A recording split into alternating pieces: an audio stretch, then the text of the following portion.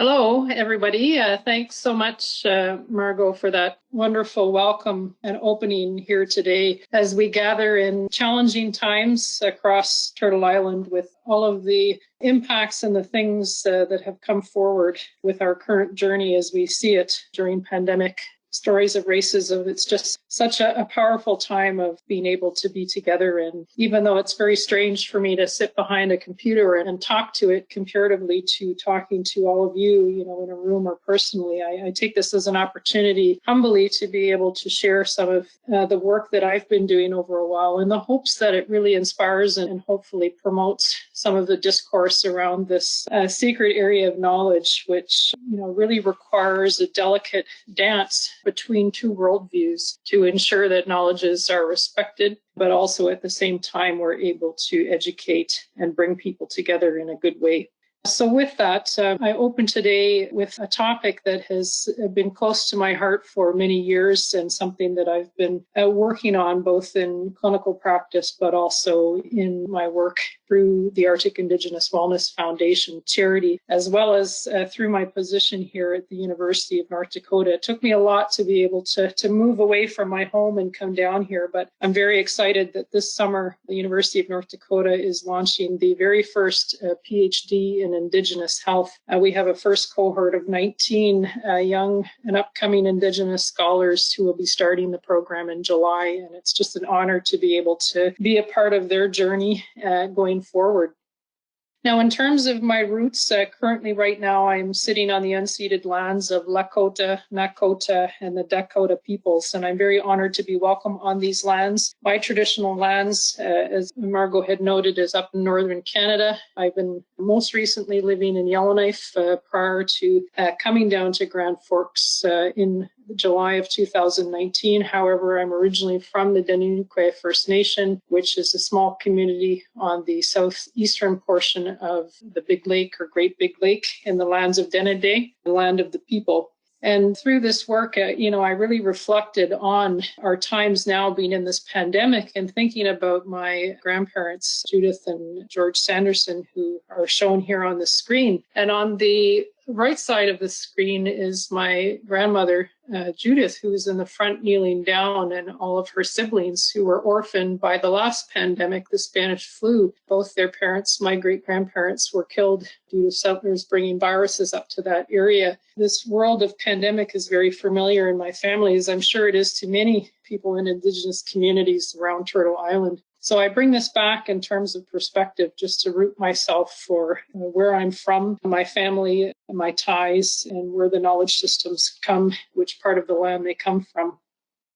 I would also like to honor one of my very special elders, which some people may know and be familiar with, which is Bessa Blondin. I honor her here today because she was a part of this work and is continuing to be a part of this work as one of the co-founders, as well as being a large teacher and role model in my life. So I'd like to make sure she's properly honored, because whenever we talk about Indigenous traditional knowledges, we're not talking about our own knowledges. We're talking about the strong knowledges and lineages that have come from the land through our ancestors and through our elders. So I want to be very clear that anything that I talk about or present today is not my work. It's not coming from me as a sole person. And I think that really roots our relationship with research and how we can think of them as really translational stories that come directly from the lands that surround us. And if we think about stories being, in the Western sense, this notion of methodology or this method to be able to portray what really is the basis of our theory of knowledge as Indigenous people, or what's commonly referred to as our epistemology, our theory of knowledge. And,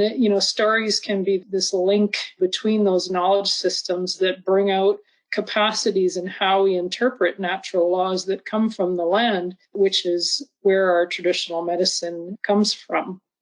So I root this work really in those stories. Thinking about Indigenous research, is really a reflective process for many of us, because research, as many people know, has often come with negative connotations throughout historical history of colonization, just due to its relationship and how it was inputted on many of our societies and cultures. So the difference obviously being in terms of the individualistic approach to learning new things about the world is very different in our Indigenous worldview, which is really reflected on purpose, self-location, a lens of benefiting the community, and is directly rooted in that community that we come from. So with that relationship comes the importance of how do we be able to build ourselves, and how do we be able to connect knowledge systems, knowing that in Western discourse and Western knowledges, we often need to keep ourselves separated. We need to keep ourselves unbiased. We need to keep ourselves directly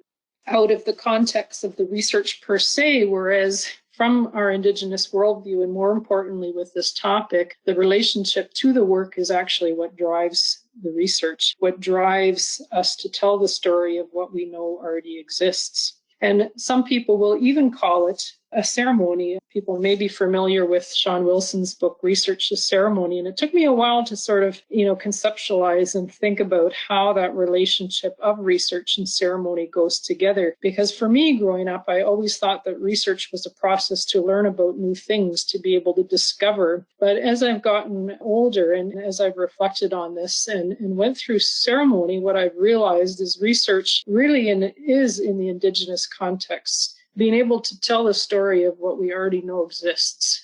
It's a matter of translating and embodying and revitalizing and reconnecting with that knowledge that already exists in the world, which is framed on that set of natural laws. So all of these things, have come together to bring me to the point that I am here today in talking about some of this work project, which is premised on a few backgrounds, coming from a clinical background and having experience working in clinical atmospheres within the Canadian context in particular. One thing that becomes very apparent, which I'm sure is not a surprise, is that there really is a lack of widespread knowledge on traditional medicine amongst many and most Western trained health providers and systems. And whether or not this is, a superficial acknowledgement or, speaking more towards a deep understanding of what traditional medicine is where the disconnect often happens. We know that there's approximately 7.5 million Indigenous people who currently reside on Turtle Island across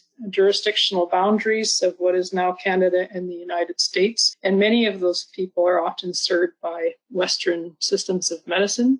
There really is a lack of data, although we do see some information coming out in terms of cultural safety. There's so much research on the disparities piece, social determinants, but, a lot of this is not connecting back to a strengths-based approach in terms of how we look at Indigenous health systems on whole. So with all of those in mind, the purpose of this research for me really was a curiosity, to be honest, to see and to catalog the current state of the peer-reviewed, in particular, gray literature on traditional medicine in the North American context. And I was very curious to see, what was actually out there. Were people talking about this in the literature? Was it mostly non-Indigenous people? Was it Indigenous people that were, sharing this information? With some sort of goal to say, okay, well, if we provide an evidence-informed, and I say that very specifically, evidence-informed, and I'll describe that reason why, guide for medical providers, scholars, communities to better inform practice, policy making, and research. It's kind of a double-edged sword because in essence, as Indigenous people, we don't need to prove, we don't need to demonstrate, we don't need to showcase in any sort of research setting that our methods or our ways are effective or valid. They're innate within our society, and there's no differentiation between that and, the willfulness of use of these agents within our own healing practices. However, when it comes to being in the reality of organizational work or charity work, although we've seen improvements in this at grant applications, all of these fights to be able to attain funds for our program are often predicated on the availability of an evidence body to prove that something is working or not. So in the back of my mind, coming in from a board chair perspective of the charity, saying that, we don't necessarily need to be proving these worldviews, although we're stuck in this relationship with nonprofit sector and otherwise to be able to demonstrate the efficacy of some of the things that we do. So a lot of this question came from that context of considering these differing worldviews and the unfortunate realities that many Indigenous organizations faced in Western governance structures that have been put upon us in some of our programming and ability to move forward. So with this idea of evidence-informed, comparatively to evidence-based, which of course we know is a very Western construct, double-blind placebo-controlled studies, prospective trials, there's a number of different terminologies that we use comparatively to the evidence-informed or the teaching aspects, the evidence that comes from stories and the land to be able to guide this process going forward is very important for me, particularly in a context of looking at research.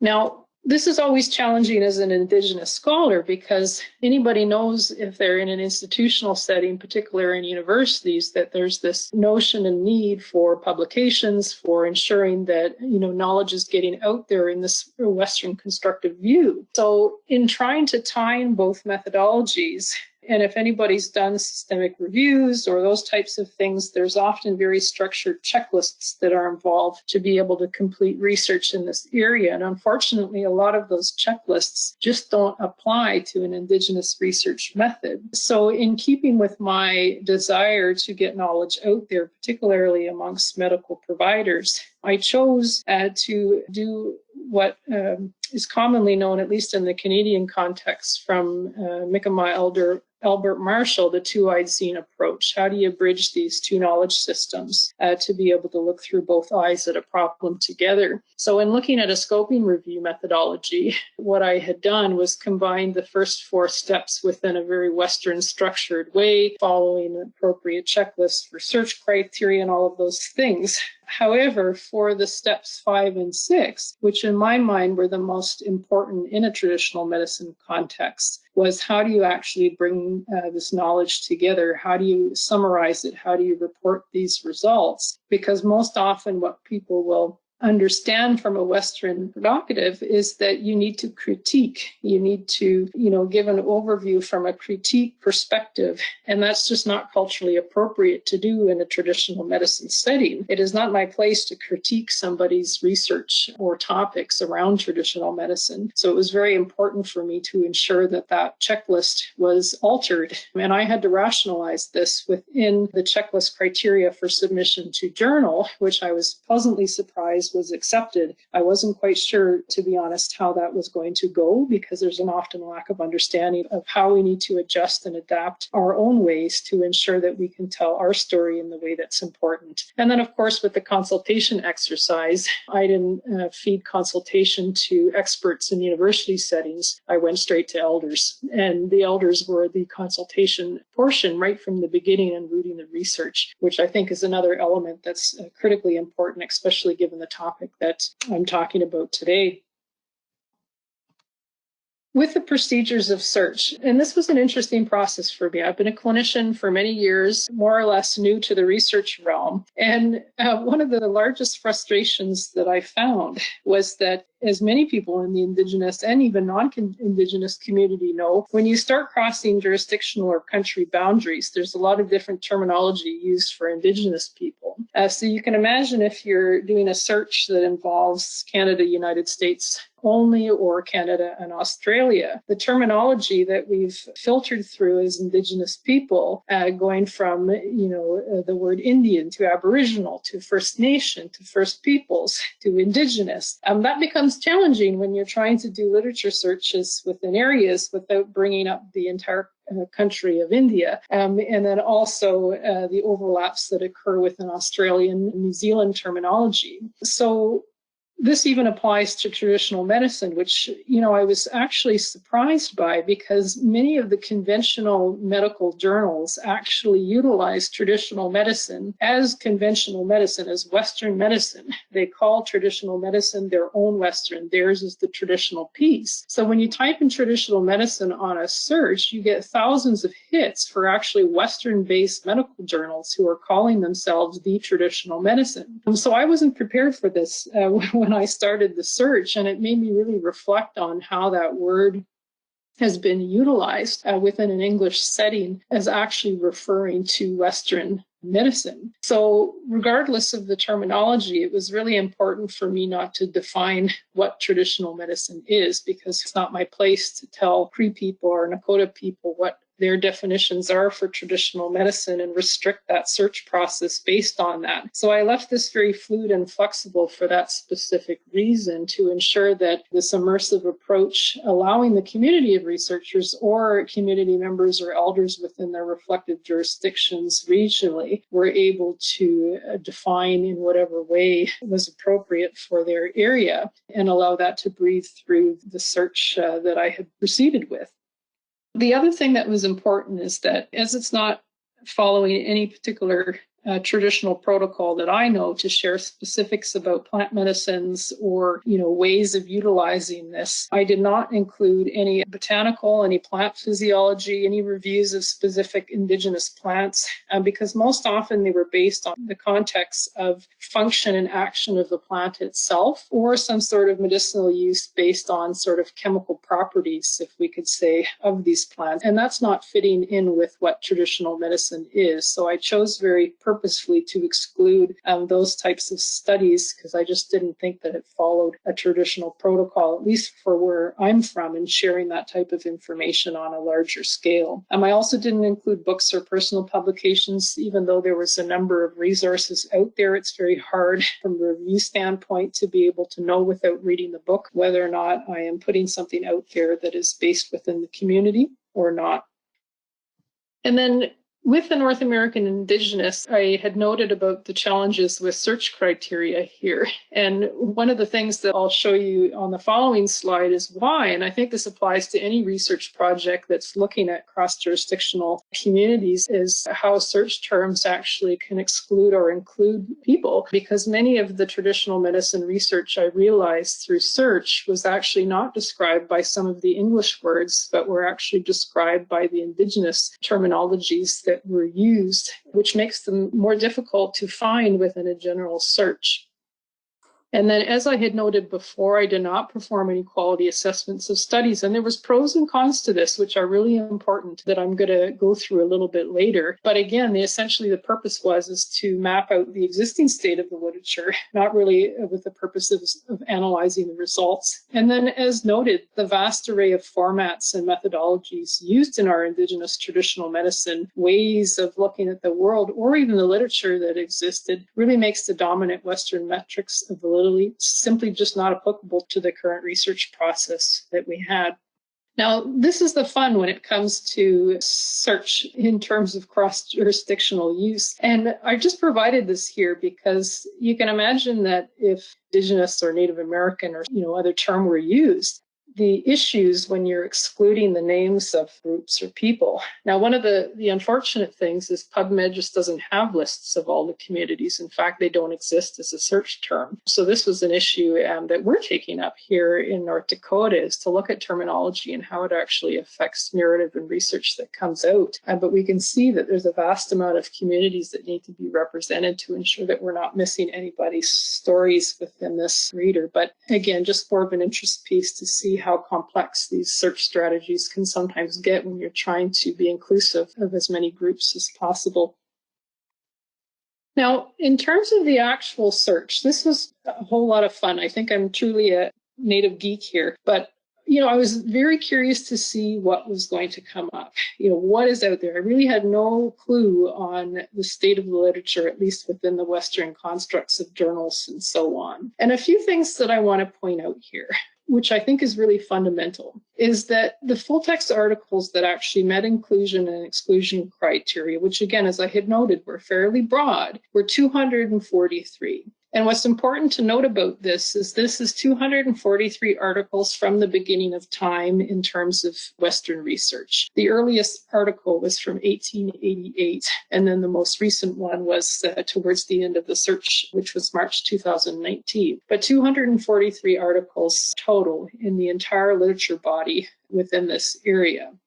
Of course, as noted, I didn't exclude any articles that met the criteria because I was not doing a critique or a categorization per se based on validity or other types of parameters that are normally used within Western research. And I list a few general categories below, and I'm going to go through these in more detail. So I'm just going to skip over this, but I just found it so fundamental that, the 243 articles were what was it. That was it in terms of the literature.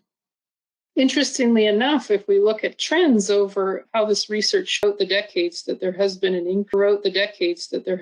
increasing amount of research in this area. However, there was still, a fundamental body that has been done prior to the year 2010. So the majority of the research was actually done older and not as much done more recently.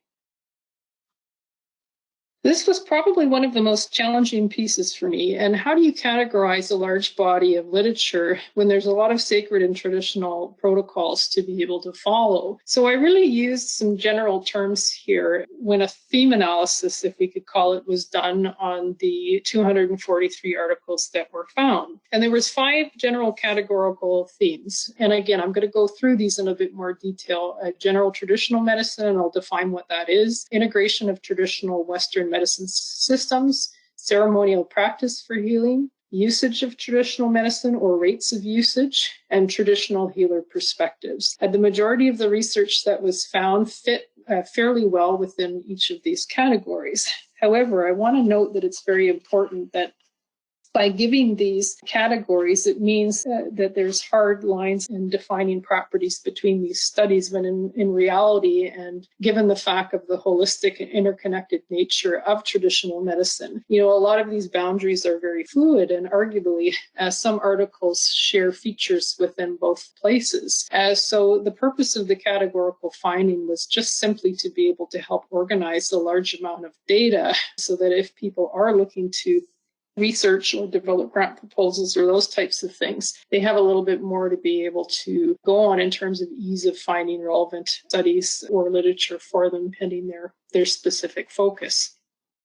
In terms of defining some of the interesting pieces that came from this, the general traditional medicine category really was the largest category of articles. There was 120. As noted before, the majority of the publications were from 2009 earlier. In fact, that was 78% of the articles. Wide span of time period, as noted, first article in 1888, and the average year of publication was 1997. Even removing some of the outliers, because there were a few, and the 1888, 1889 range pulling the average down, it was still around the year 2000 for the average year of publication. The general research topics were very wide-ranging. Anything from trying to answer the question of what is traditional medicine, to asking questions on the efficacy and acceptance of traditional medicine, to the applicability of traditional medicine within specific disease states, in addition to stories of healing by recipients of traditional medicine practices or approaches. So, the purpose of having this general category is they were varied enough that it was appropriate to have a category with this state in it. The thing that was very difficult for me in this category was that a large number, in fact, a majority, were written from an observational or commentary perspective by non-Indigenous scholars, and most often from an anthropologic perspectives. In fact, in some cases, there was downright racism noticed within these articles, inappropriate references. So this was sort of one of the balancing features of not doing a critique, is that it allows some of these pieces of research that are just not appropriate for a traditional medicine context to be able to come through. However, the reason why I left them is because it told a story for me. And it told me a story of why we see the racism existing, why we see some of the attributes put on traditional medicine given this historical narrative, because many of these publications were from fairly prominent medical journals at that time in the early 1900s. And that was sort of the foundational research pieces from where I see a lot of the current research being predicated on.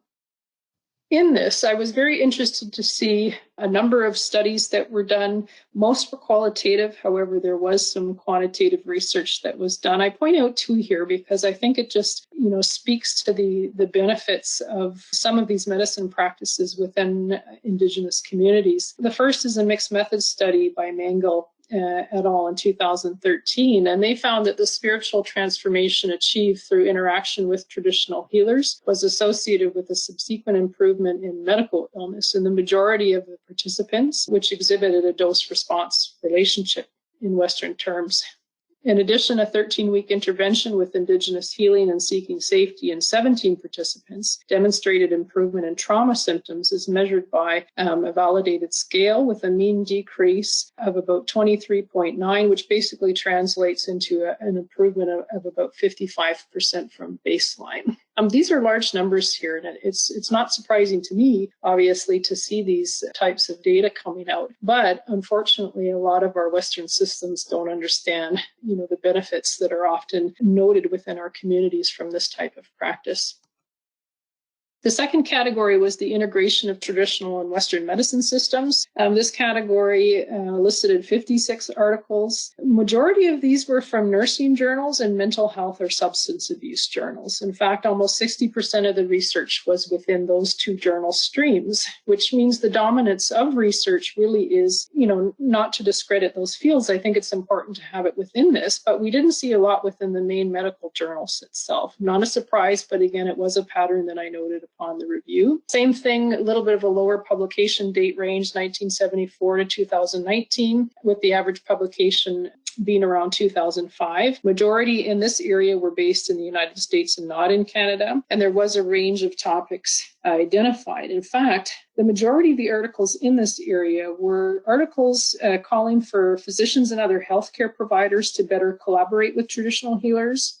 There were calls in the research for health systems to better coordinate and work with Indigenous medicine systems and associated providers. Some articles focused on cultural accommodations and awareness and attitudes in medical settings towards traditional medicine and healers. And then lastly, a number of articles reviewed existing medical environments, practitioners, and facilities that had either piloted or fully integrated traditional and Western medical care under the same roof of practice. And this was heartening. It was quite nice to see that there was, although few, a number of fairly amazing articles of programs that have been done on Turtle Mountain that have fulfilled this desire for integration within their own communities or pathways of support working alongside each other, two rivers sort of going together. And two of the things that sort of popped up to me was in 2011, the University of New Mexico Public Health Department and the General Preventive Medicine Residency Program based in the United States started to integrate traditional healing into the resident training curriculum with full implementation completed by 2015. And this was a wonderful example of how the integration at the teaching facility or the medical school level can make impacts for those coming doctors going out into the world and having a baseline level of knowledge, which, in most cases is none. But in this case, having that baseline level of knowledge to be able to go out in the world and hopefully be better capable of serving Indigenous communities. The need for advocacy and awareness building on traditional ways of healing were commonly emphasized. This was a big piece. And what I saw, interestingly enough, mostly through the nursing journals, there was a lot of advocacy through the nursing journals for building on traditional ways of healing. And then Joseph Gahn, whose colleague, he's at Harvard University right now, and he's done a number of pieces, primarily from the counseling and mental health journal perspective. And he states that Lakota doctoring, traditional healing, remains remains highly relevant for wellness interventions and healthcare services, even though it is not amendable in principle to Western scientific evaluation. And I think that sort of sums up the category of this area and the description or the types of research that were prominent here and reviewed.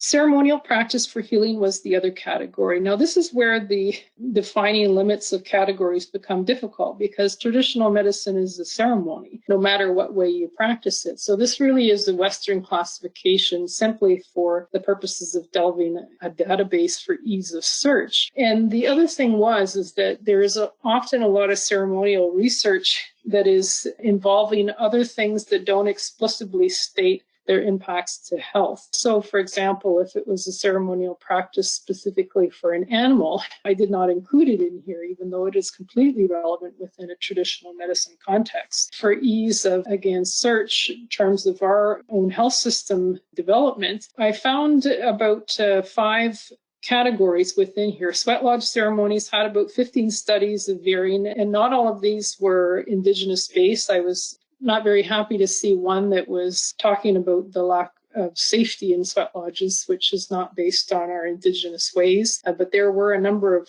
sweat lodge ceremonies that were looked at from jail settings, incarceration, but also youth at risk. Traditional tobacco ceremonies, which are part of our many cultures on Turtle Island, not all. Birth and birthplace is the ceremony specific to health, puberty ceremonies, and ceremonies for healing from trauma. The majority of the publications within this area were US-based publications. And I would say overall, in looking at all of the research generally, that the majority of publications, at least within the criteria of search, were US-based. And I had noted about the sweat lodge ceremonies within jails, and Gossage et al. Reported from a study that analyzed data for 100 inmates who participated in sweat lodge ceremonies and found that the incarceration recidivism rate, so basically the rates of people going back to jail after they've been released, was only 7% compared with an estimated 30 to 40% of other inmates who did not participate in such ceremonies. And another note from a subsequent study, using tobacco in the sacred way is vital for the Anishinaabe culture, as tobacco holds everything together and completes the circle. If tobacco is not used in a sacred manner, the circle is broken and a disconnect occurs in relation to the culture. So, I put these two because it sort of describes more of a Western metric of improvement comparatively to this traditional story-based description of these ceremonies. And you'll see this reflected in a lot of the work where there's a lot of division between the language used. Some studies are very, very Western-based and used Western language. Others were very much story approach and allowing the voice of the research participants to be able to come through. I want to point out one other research article, and this was done by Rachel Olson, which people may be familiar with, and it was titled Bodies of Water, Exploring Birthplace and Ceremony in Manitoba, Canada. I absolutely loved this research article when I read it. It was really talking about bringing people back to participating in ceremonial ways and looking at these or seeing them as a healing process for trauma in particular encountered by First Nation peoples in Canada, as well as a way to both maintain our connection to the land and water and to keep that same land and water safe for future generations. The implication is that by restoring our connection to the land through ceremony, other structural issues will again come into balance. And it's just a beautiful array of people telling their stories and their community stories through this sector of research. And I really hope that some of these stories can be brought more into the mainstream knowledge gaps of how we might be able to look at the issues that we're facing within our world and how to be able to move forward from them. Now, the usage of traditional medicine. So this was looking more from a quantitative approach. What is the rate? What are people doing in Turtle Mountain? Are they using it? Are they not? There was only 13 studies. And again, I highlight this again because this is 13 studies spanning from 1888 that were looking at rates of use. And I kept thinking, my God, no wonder we don't have an idea, or Western providers don't have an idea. If we don't even know ourselves, the community's rootedness within their cultures and whether or not that's applicable to clinical delivery, which I believe that it is. There was over 5,000 participants who completed surveys or interviews within this block of research. 77% of those studies were published prior to 2009, which means the majority of the data is outdated, to be honest. The average year of publication was 2002, with a large range, again, from 1988 to 2017. Rates of usage of both traditional medicine and traditional healers vary quite significantly per region. And whether or not this is a result of just the way that the research was carried out, we do know, obviously, that a lot of our people are not comfortable talking about traditional medicine or even their use within this type of scenario. So I often question, how much of this data is actually accurate, pinning the way that the study was done and who has overseen the research. The last category was traditional healer perspectives. There were 17 studies that elicited perspectives from elders and traditional healers, and they ranged in data as well, with the average year of publication being 2011. And 47% of articles were published in either nursing or mental health related journals. They definitely were the dominant journals for most of the publications across the traditional medicine field. Majority, as noted, were US-based publications. Now, this was a difficult category for me because it is not culturally acceptable to alter, at least for me and how I've been taught, the words of traditional healers. They are their words, and those words should be reflected from them and the communities that they were rooted from. I was thankful that some of the authorship that was done within this area was done by Indigenous community members. So when the traditional healer was not named, because sometimes they do not want to be named, the Indigenous scholar was most often able to root that person within the land that they came from. So at least we have a connection to where that knowledge is being shared so that we can honor those words and where they came from. And the same perspective existed for me in terms of that it was not my place to provide a perspective on this or a review of the literature. So in the publication that I've done, I've simply just put the words directly from the healers that were in there. And there's two that came out highlighted to me that I'd like to read because I think they're important. The first one is the doctors and nurses at a local hospital asked me to speak to them on natural medicines. So I did. You could tell the doctors have a hard time trying to understand traditional healing and the use of plants to heal. It is hard for them to understand. Some of them got up and left when I started to talk about how you have to develop a relationship with the plant world. They sometimes have a hard time if things are not done their way. I respect the medicine. I just wish Western medical persons would understand. The second quote from the same author, and this is actually Dr. Roxanne Struthers. She's unfortunately passed. She was a member of the Red Lake Ojibwa tribe and was born and raised on the White Earth Reservation in northwestern Minnesota. And she had this second quote, was, when we gather medicine, the plant has a spirit in it, and the spirit of those plants stay in the medicine. Every individual is different. Every remedy is different because specific things work for specific people. We're made up of 4 parts: physical, mental, emotional, and spiritual. Sometimes sickness can be caused by imbalance within a person. When we do Indian healing, it goes to the source of the problem, not the symptoms. And these quotes were just so unbelievably powerful. And I really encourage, once this, gets out there more, to read some of these perspectives because they were very telling. In terms of the first quote, you can see the dissonance between, that piece of respect and reciprocity and relationship to, how Indigenous peoples view the health in our world, and the dissonance that happens with some Western ways of knowing and practicing where, there's often not an effort made to be able to try to reconcile those worldviews within a place that's supposed to be of healing in nature. Now, there's a few limitations that I really want to point out here, and this is really from both a Western worldview and an Indigenous worldview. And I noted before that the use of defined categories may give the impression of distinct traditional medicine themes unrelated to each other. This is not the case, and there is substantial overlap between these elements. And especially when we talk about things like ceremony, we can't isolate that apart. We can't isolate or silo those pieces. So I want to be clear that the purpose, again, of categories was framed from the Western worldview to be able to better delineate and identify for project work and otherwise, so that everybody else doesn't have to sort through 2,000 research studies to be able to identify things that might be relevant to them, their communities. The other piece with this is that obviously, as noted, traditional medicine terminology can be very complex. I'm often using traditional languages, indigenous languages, or even simply a geographic location. So because of this, there is possibilities, obviously, that the search that I had done had missed key research pieces.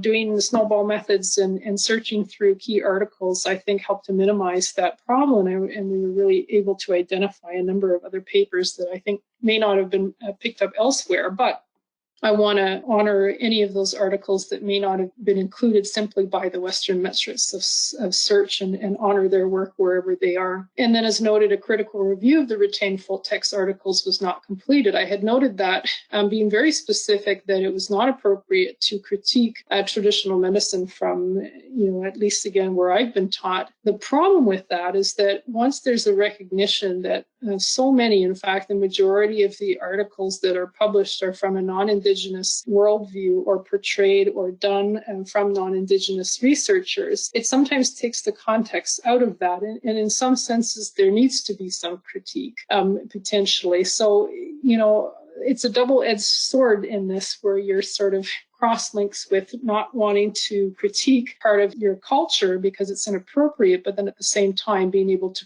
critique those that are not portraying it in the correct way in respect for the communities that they're talking about, or doing extractive research processes in, which unfortunately was the case in many of the research, particularly within the general traditional medicine category, as I had noted earlier.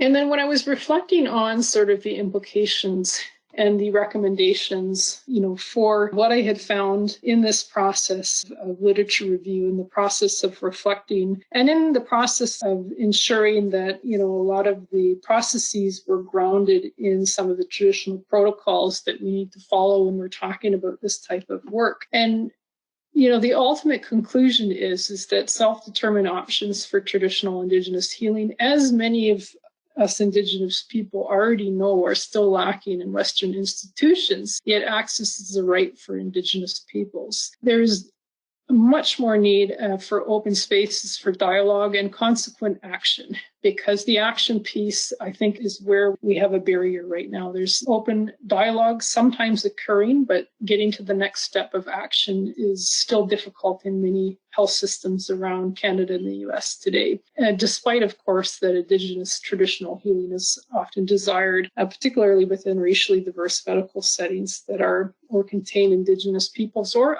other ethnic minorities for that matter.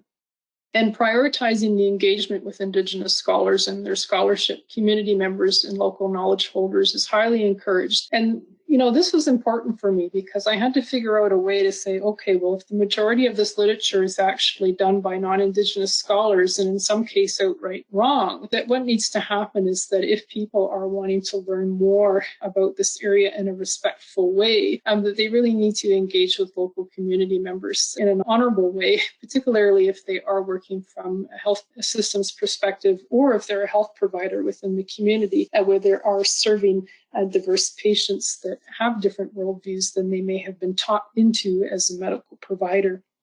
So in conclusion, I hoped throughout the story, even though it's hard to do justice to such a deep and powerful history in the context of anything traditional medicine, and particularly when you're trying to bring it through some type of Western-based discourse or Western facilitation of knowledge through, let's say, a medical journal. I believe it still is important to be able to have better platforms where information is available so that those that are wanting to, and hopefully more and more so will be somewhat made to within the context of Canadian American health systems, become more culturally safe in terms of their practice. The one instance that still stands out in my mind, which is the policy in one of the hospitals back home where I am from, is that when patients are admitted to the emergency room, they're often removed of their natural agents that may be on them due to the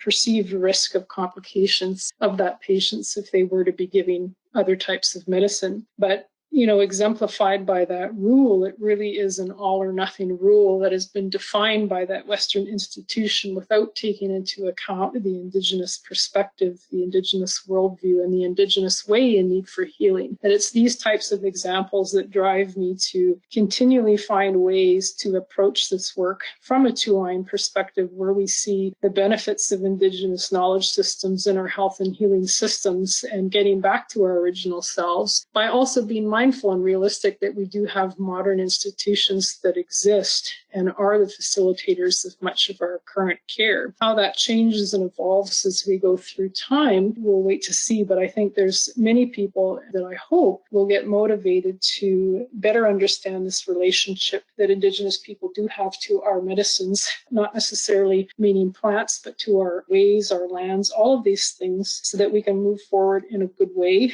and hopefully improve the outcomes for our people, because we all know right now that the health disparities are many within our Indigenous communities, and there's much work to be done. The current model is not working, and we need to be able to have self-determined ways to move forward, and I believe will truly make an impact for the health and well-being of our communities. So with that, the actual publication with the entire database of these studies, I hope will be published in the next month. It is in review right now.